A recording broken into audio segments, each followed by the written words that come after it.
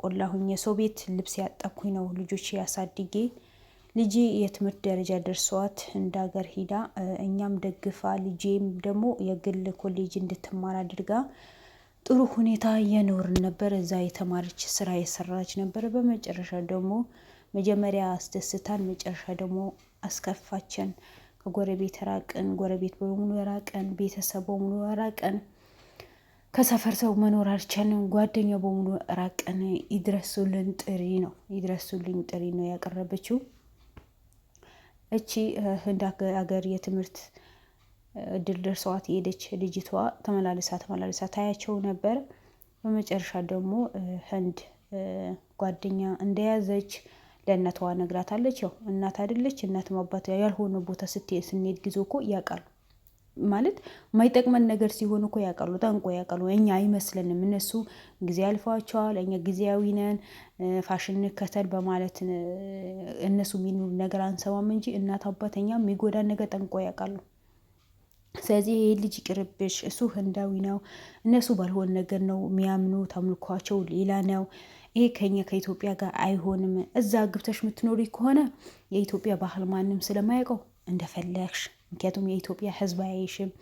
ኢትዮጵያ የምትኖሩ ከሆነ ደግሞ ጥሩ አይደለም፣ ምክንያቱም ህንዶች ሌላ ነገር ነው የሚያመልኩት፣ ከሀገርሽ ባህል ጋር አይሄድም ስላት ጊዜ ከኔ ተጣልታ ነው የሄደችው ነበሩ። ተጣልታ በሄደች በትንሽ ቀን በ6 ወር ምናምን ባልዋ ሞተ።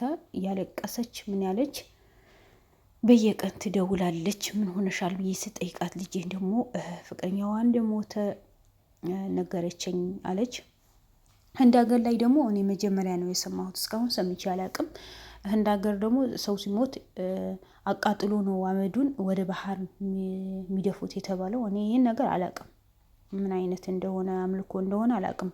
አኪድ ባዕድ አምልኮ ይሆናል፣ ምክንያቱም ህንድ ሀገር ላይ በአብዛኛው ባዕድ አምልኮ ናቸው። ይሄ የታወቀ ነው። እና ልጁ ፍቅረኛው ከሞተ በኋላ ያ ሬሳው ይቃጠላል ተባለ። ሰው ከሞተ በኋላ ሬሳው ይቃጠላል። አላህ ይስጥር፣ አላህ ከእንደዚህ ነገር ይጠብቃል። ሬሳው ይቃጠላል። እንዴት ግን አስችሏቸው እናት አባት እንዴት አስችሏቸው የልጃቸው ሬሳ ያቃጥላሉ? ለነገሩ የሀገራቸው ባህል ከሆነ ምንም ማድረግ አይቻልም። እኔ ብቻ አላቅም። ስለዚህ ይህ የሞተ ፍቅረኛዋ ከተቃጠለ በኋላ ደግሞ ያ አመዱ የሬሳው አመድ ባህር ውስጥ ወስተው እንዳይደፉት ለምና የሱ ቤተሰቦች ወንድሞች ለምና በሆነ በሸክላ እቃ ይዛ ኢትዮጵያ መጣች አሉ። ኢትዮጵያ ከመጣች በኋላ ምንድነው ስንላት ጊዜ ባሌ ነው ትላለች። ምንድነው ባሌ ነው? ማንም አይነካውም። ስተኛ አጠገቧ ነው የሚተኛው። ምግብ ስትበላ አጠገቧ። እዚህ መታ ስራ ጀመረች አሉ። ኢትዮጵያ ገብታ ስራው ስትሄድ ይዘው ትሄዳለች። በቃ ሰው በሙሉ አገለን ነው ያሉ። ከዛ ምንድነው የት ባሌ ነው እንዲህ ሞተዋል አላልሽም ነበረ? እኔ ያወራኛል እናንተ አታዩትም እንጂ ከኔ ጋር እናወራለን። የወደፊቴ ባሌ ነው አገባዋለሁ ብላ ነው እሪ የምትለው። ከእናቷ ጋር ተጣልታ ቤት ለቃ ወታ የራሷ ተከራይታ ነው የምትኖረው። ከእህቷ ጋር ተጣሉ። ከማንም ሰው ጋር ሀታ ግቢያቸው ውስጥ ተከራይ አለ። ተከራይ በሙሉ በጣም ፈርተዋል። ባዕድ አምልኮ አላችሁ፣ ቤታችሁ ውስጥ ባዕድ አምልኮ አለ በማለት የሰፈር ሰው የጎረቤት እንዳለ የትምህርት ቤት ጓደኞች አለች ሁሉን ሰው ርቆናል። ስለዚህ ይድረስሉን ጥሪ፣ ይሄ ነገር ይፋውጡልን፣ እናንተ በምትችሉት መንገድ ፍቱልኝ። እኔ ከአቅሜ በላይ ሆነዋል። ልጄን ጉሊ ቸርች ነው ያሳደኳት። ሰው ቤት ልብስ አጥቢ፣ ሰው ቤት እንጀራ ጋግሬ ያሳደኳት ልጄ ነው። በመጨረሻ ምን እንደነካብኝ አላውቅም። ስለዚህ ድረስሉን ጥሪ ነው ያቀረበችው እቺ እናት። የምታውቁ ነገር ካለ ህንድ ሀገር የኖራችሁ ልጆች ካላችሁ ይሄ ነገር ምን አይነት እንደሆነ እንዴት ሊሆን እንደቻለ ደውላችሁ ወይስ ነበልባል ወንድማችን ላይ በኮሜንት ብታስቀምጡ እንደሚያደርሳቸው ኮሜንት ስለሚያነብ ያለው መፍትሄውን ደግሞ ያውቃሉ። ምሳሌ ህንድ ሀገር የምትኖሩ ኢትዮጵያኖች ካላችሁ እንደዚህ ነው ብላችሁ ብትነግሯቸው ኮሜንት ላይ ገብታችሁ በዛን መሰረት ሊሄዱ ይችላሉ። እቃው ሀታ ተሰብሮ አንድ ሰው እዚህ ግቢ መቀመጥ አይቻልም አሉ። እቃው ተሰብሮ በጣም ሰው የሰፈር ሰው በሙሉ ተሰበሰበ ነው ያለችው እናት። በጣም ነው የምታሳዝነው። ለፍቻ ያሳደኳት ልጄ በመጨረሻ እንዲሆናለች፣ ከኔ ተጣልታለች፣ አታወራኝ ነው ያለች። በእርግጥ ያሳዝናል። እናት አይደለች? ግን እቃው እንደተሰበረ ከነሸክላው ከናመዱ ይሄ በሰው በሚያጠብጥበት እቃ ላይ አይደል? በሱ ይዛው ነው ስራ ስትሄድ፣ ሰፈር ስትሄድ፣ ሽንት ቤት ስትገባ፣ ሻወር ስትወስድ፣ ስተኛ፣ ምን ስትል ሁሉ ነገር ሀታ ዛሬ እሷ ቤት ሂደው ለምን መጣችሁ? እዚህ ቤት ከባሌና ከእኔ ውጪ ማንም ሰው ሊቀመጥ አልፈልግም ነው ያለችው። በቃ የሆነ ነገርማ መተዋታል ይቺ ልጅ። የሆነ መጋኛ ነው መጋኛ መተዋታል እንጂ ሙሽ መጋኛ መተዋታል እንጂ በጤናዋ ቢሆን ኖሮ አመድን ተሸክማ አትሄድም፣ ሸክላ ተሸክማ አትሄድም። በአይኗ ማታይዘው የለም እኛ እናየውም ስንላት ጊዜ እናንተ ስተኙ ነው የሚመጣው ባሌ አለ፣ ልጅን ወልዳለን።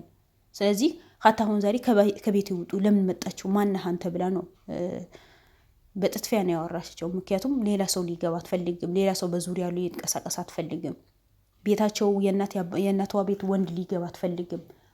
ሴትም ሆነ አንድ ሁለት ቀን ከመጡ ለምን መጡ? ምን ሊያደርጉ መጡ? ባሌ ሊቀሙኝ፣ ባሌ እንደዚህ ሊሉኝ እና አንዳንዴ ባዕድ አምልኮ የሚባለው ነገር ህይወታችን ነው የሚያሰጣን። ከፈጣሪ የርቀን ወደ ሰይጣን ስንጠጋ ጊዜ ያልሆነ መንገድ እንድንሄድ ነው ያደርገን። ከእንደዚህ ነገር አላህ ይጠብቃል። እሷም አላህ አፊ ያርጋት። አላህ ሱብሓነሁ ወተዓላ ለእናቷ ሲል አፊ ያርጋት፣ ምንም አትሆን እና እቺ ልጅ ነብሏንም ሆነ እናቷን ሆነ ተሎ ድረሱላት። በሃይማኖቷ ወደ ሃይማኖት አባቶች ጋር ሃይማኖት ቤቶች ጋር ወስዳችሁ እንድትድር ማድረግ ነው ያለባችሁ። ምክንያቱም በዚህ ልክ እድሜ ልኳን አመድን ይዛ መዞር ሌላ ሰው እንዳትጠጋ፣ በተለይ የወለደቻት እናቷ ይህን ያህል ዓመት የደከመች እናቷን በዚህ ልክ ማንቋሸሽ ደግሞ አግባብ ያለው አይመስለኝም። እናት ልቧ ይሰበራል። እናት ናት መቼም አትጨከንም እኮ፣ ግን ቢሆንም ልቧ ሊሰበር ይችላል። ስለዚህ መፍትሄ የምታውቁ እናንተ ካላችሁ በህንድ አገር ላይ መፍትሄ ወይም መድኃኒት ያለው ነገር ከሆነ ኮሜንት ላይ ያስቀምጡለት። እሱ መፍትሄ ይፈልጋል። ካልሆነ ደግሞ ወደ ሃይማኖት ቦታው መውሰድ ነው ያለባችሁ። አላህ ያፊ ያርጋት። ቪዲዮን ከወደዳችሁ እስከ መጨረሻ አይታችሁ ላይክ፣ ሼር፣ ሰብስክራይብ አድርጉኝ፣ አበረታቱኝ። ቪዲዮ የታያላችሁ ግን ሰብስክራይብ አታደርጉኝም። ሁላችሁም ባላችሁበት አላህ ሱብሓነሁ ወተዓላ ይጠብቃችሁ። ልጅቷም ደግሞ አላህ አፊ ያርጋት። አገራችን ላይ የባሰበት ነው የሚመጣው እንጂ ደስ የሚል ነገር የሚሰማ ነገር የለም። እከሌ እንዲሆነ እከሌ እንዲሆኑ እከሌ ተገደሉ። የኑሮ ውድነት ሰዋናት ወዝሮት ገና ሌላ ጣጣ ይዞና ሀገራችን ላይ የሚመጣው ለምን እንደሆነ ብቻ አላቅም። ሀገራችን አላህ ሰላም ያርግልን። ወላሂ ሀገር ሰላም ሲሆን ነው ሁሉ ነገር የሚጣፍጠው፣ ሁሉ ነገር የሚያምረው እላችኋለሁ። ውድ ቤተሰቦቼ ባላችሁበት አላህ ይጠብቃል።